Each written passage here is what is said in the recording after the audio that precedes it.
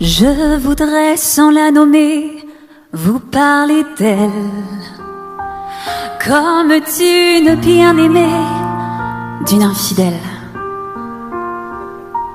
Une fille bien vivante qui se réveille à des lendemains qui chantent sous le soleil. C'est elle que l'on matraque, que l'on poursuit, que l'on traque. C'est elle qui se soulève, qui souffre et se met en grève. C'est elle qu'on emprisonne, qu'on trahit, qu'on abandonne, qui nous donne envie de vivre, qui nous donne envie de la suivre jusqu'au bout, jusqu'au bout. Je voudrais, sans la nommer, lui rendre hommage. Jolie fleur du mois de mai aux fruits sauvages. Une fille bien plantée sur ses deux jambes et qui traîne en liberté où bon lui semble. C'est elle que l'on matraque, que l'on poursuit, que l'on traque. C'est elle qui se soulève, qui s'ouvre et se met en grève. C'est elle qu'on emprisonne. Les arrondissements d'Albertville sont une fois de plus dans l'action pour répondre à l'appel des organisations syndicales nationales et celles de la Savoie concernant l'amélioration de notre pouvoir d'achat. Nous revendiquons la suppression de la hausse de la CSG, l'augmentation de nos pensions suivant l'évolution du coût de la vie avec son rattrapage depuis 2014, le maintien et l'amélioration des pensions de réversion, un minimum pension à hauteur du SMIC pour une carrière complète, la prise en charge de la perte d'autonomie à 100% par la sécurité sociale et l'ouverture d'un droit universel dans le cadre d'un grand service public de l'aide. Les conquis issus de la résistance et de 70 ans de lutte sociale. Rappelons qu'il y a eu avant ce projet de loi de retraite, la loi travail. La loi travail a en particulier réduit le nombre d'élus dans les entreprises de 30%. Et casser le CHSCT et la médecine du travail. Ça, c'était le premier acte. Notre système de retraite en France se porte bien. C'est le meilleur, qu'on en soit persuadé. Celui-ci est le nôtre. C'est celui qui a résisté à toutes les crises depuis 1945. Même à la crise des subprimes de 2008, ne l'a pas atteint. Contrairement aux États-Unis, par exemple, où 2000 milliards de dollars de fonds de pension sont partis en fumée et ont laissé des millions de retraités ruinés et obligés de retourner au travail et de repartir à zéro dans leur vie.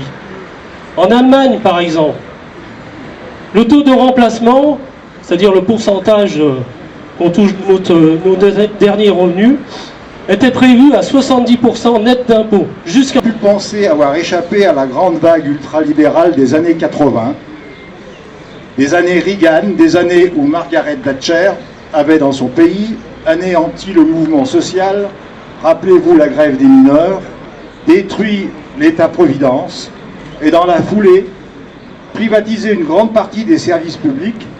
Souvenez-vous du film The Navigators de Ken Loach, retraçant l'état des chemins de fer et l'ambiance de l'époque au Royaume-Uni. Eh bien, c'est retour vers le passé. Avec Emmanuel Macron, presque 40 ans plus tard, voilà le progrès. Margaret Thatcher is back en France. D'ailleurs, l'ineffable Édouard Philippe a récemment fait l'éloge de l'économiste Friedrich Hayek, chantre de l'ultralibéralisme, inspirateur de Margaret Thatcher et des tristement célèbres Chicago Boys, lesquels étaient arrivés dans les valises de Pinochet au Chili pour remettre de l'ordre de l'Empire après l'élimination de Salvador Allende. Enfin, un peu d'histoire. Bien sûr, tout n'a pas commencé avec Emmanuel Macron. Nicolas Sarkozy puis François Hollande avaient déjà imprimé leur marque. La suppression de la taxe professionnelle réclamée à l'époque à corps et à cri par le MEDEF, puis le traité de Lisbonne, c'est l'œuvre de Sarkozy. Hollande avait promis de le renégocier, ce fameux traité, mais ce ne fut que le temps d'un discours électoral. François Hollande a créé le CICE, soi-disant pour favoriser l'emploi. CICE remplacé dernièrement sous Macron par la baisse de charges aux entreprises, ce qui permettra à ces dernières de percevoir cette année 40 milliards d'euros et donc de verser à leurs actionnaires de plantureux dividendes. Aider la société. Donc on a toute notre place, plus que ça, en tant que retraités, pour porter nos aspirations à une société plus juste et un monde plus beau. Donc je suis retraité de l'hôpital de Moutier, mais si vous avez un peu de mémoire, rappelez-vous que Moutier a quand même été le site olympique à l'époque, donc plateau technique fabuleux, locaux très intéressants pour y travailler et pour s'y faire soigner. Ce qui se passe aujourd'hui, c'est qu'après effectivement des manipulations politiciennes, on s'est retrouvé en situation de fusionner. La CGT a voté contre, la CFDT, je tiens à le rappeler, a voté pour. Donc, de fil en aiguille, les choses se sont faites. On a retiré les moyens de travailler à Moutier. Constat de cet hiver, Moutier est à l'agonie, mais Albertville, qui tourne encore à peu près, a les 3 chirurgiens qui travaillaient chez nous à Moutier avant. Donc, voilà, ce sont des professionnels expérimentés en traumatologie du ski et on a tout à gagner, à les garder et peut-être à remettre à niveau la nécessité, les besoins dont la population a besoin pour garder un hôpital de qualité avec des gens qui se battent, qui sont épuisés, qui n'en peuvent plus, mais on voit les médias, encore qu'il y a hier ou avant-hier, où on trouve des solutions, c'est de mettre les gens au chômage, de leur payer des pseudo-formations, alors qu'on va mettre des robots dans les EHPAD pour répondre aux besoins des enfants. La dépendance dans notre arrondissement d'Albertville. Voilà, il y a une chose qu'il faut qu'on a tous dans la tête, c'est que le défi démographique du grand âge est là.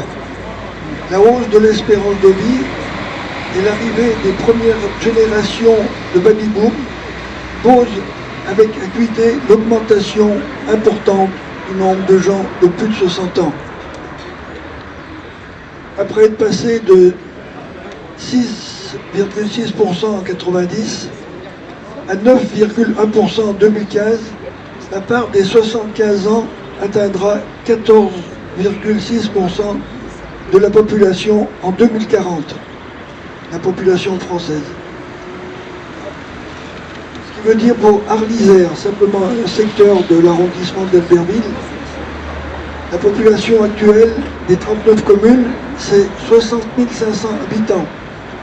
En 2040, 68 000 habitants.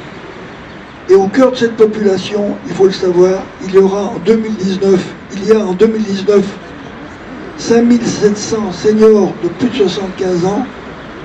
En 2040, en prévision moyenne, il y en aura 9600, soit 3900 personnes de plus de 75 ans, c'est-à-dire 185 de plus par an. Ce sont des chiffres, mais il faut qu'on se rende compte que notre population va avoir beaucoup de personnes qui s'intitule « Loi relative à l'adaptation de la société au vieillissement ». Loi du 28 décembre 2015. J'ai cru entendre des voix qui me disaient, qui voulaient dire c'est pas tellement le vieillissement de ma responsabilité, mais je vais essayer de voir ce que je peux faire pour vous. Effectivement, l'accès au logement n'est pas toujours facile. Il y a 1 200 000 personnes qui rencontrent d'importants problèmes d'accessibilité à leur logement. Et parmi elles, une majorité de seniors.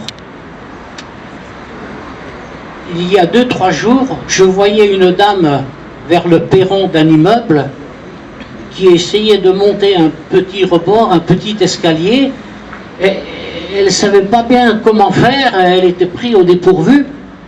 Fort heureusement, elle avait un parapluie.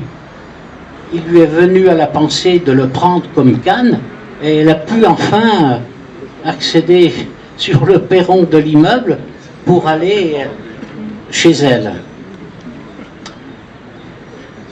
Il y a aussi près de 12 millions de personnes handicapées ou âgées qui ont des problèmes dans leur appartement.